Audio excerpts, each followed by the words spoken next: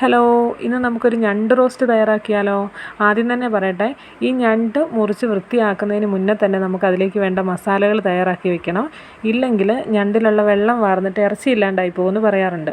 അപ്പോൾ നമുക്കതിന് വേണ്ട സാധനങ്ങളൊന്ന് കണ്ടാലോ? കുറച്ച് സവോള എടുത്തിട്ടുണ്ട്.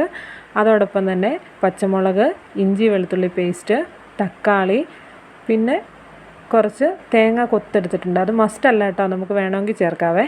എന്നിട്ട് ഈ പറഞ്ഞ സാധനങ്ങളെല്ലാം കൂടി നമ്മൾ കുറച്ച് വെളിച്ചെണ്ണ ഒഴിച്ച് അതിലേക്കിട്ട് നന്നായിട്ടൊന്ന് മൂപ്പിച്ചെടുക്കണം.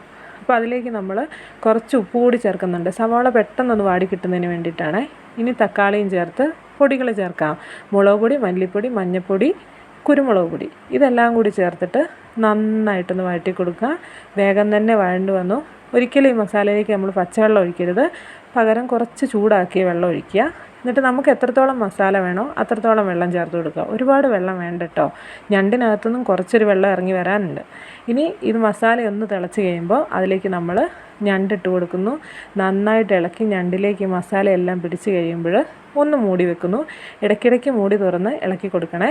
ഇതാ നമ്മുടെ ഞണ്ട് റോസ്റ്റ് ഇവിടെ തയ്യാറായിട്ടുണ്ട്. എല്ലാവരും ട്രൈ ചെയ്ത് നോക്കണേ. കുറച്ച് പച്ച വെളിച്ചെണ്ണ കൂടി ചേർത്താൽ സൂപ്പർ ഐറ്റമാണ്.